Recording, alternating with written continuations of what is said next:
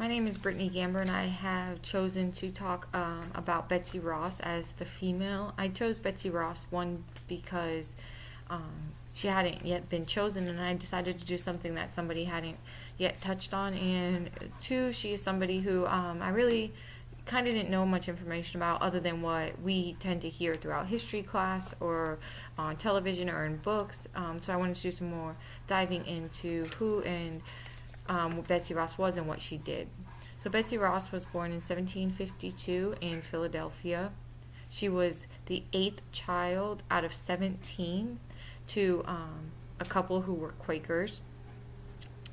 She grew up in the Quaker household and attended church and school as a Quaker, but she began to apprentice with William Webster as an upholsterer, where she learned how to sew mattresses, chair covers, table cloths, window coverings, clothing, and various other items. In 1773, at the age of 21, Betsy went to New Jersey, ran away with a man by the name of John Ross, and they eloped. He was also a fellow apprentice with William Webster. She was expelled from the Quaker Church at this time because of this action. It was against the church. So they decided that they would start their own upholstery shop. Both of them, this was their trade that they had learned. Soon after, John joined the military, and 2 years later, he died. It is said that he died, through legend, that he died from a gunpowder explosion, but it is believed more so that he died from a disease or an illness that was spreading through at the time. In summer of 1776 or 1777, it is not known for sure, the newly widowed Ross received a visit from George Washington himself, in which he had a design for a flag for a new nation. They had the flag designed from Congress. It was a basic layout, but they looked to Ross to finalize it, the layout, and at this point it is said that she decided on 5-point stars where Washington had wanted 6-point stars, because a 5-point star, it involved less cutting. Now, of course, all of this is story behind and tale of how the flag became about, which is why it is either the summer of 1776 or 1777. Nobody is exactly positively sure when this occurred. She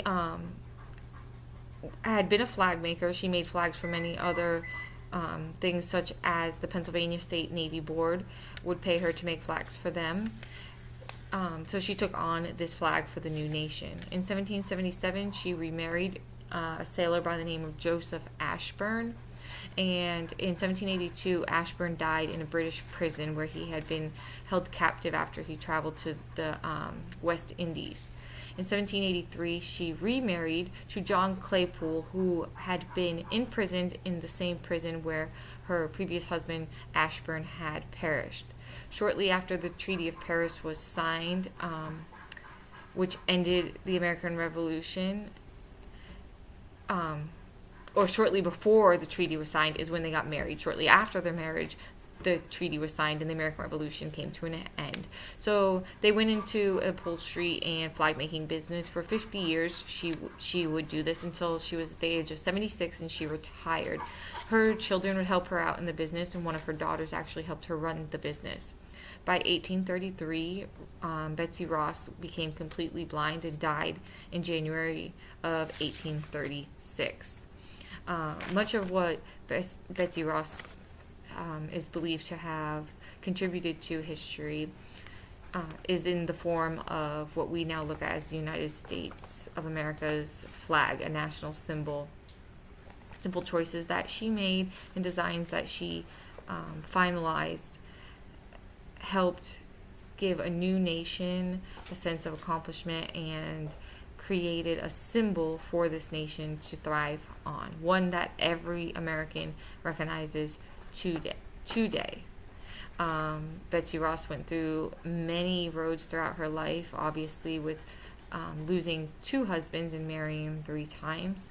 In this process, she had multiple children and would go on to raise these children and enjoy life with them. I hope you enjoyed presentation on Betsy Ross.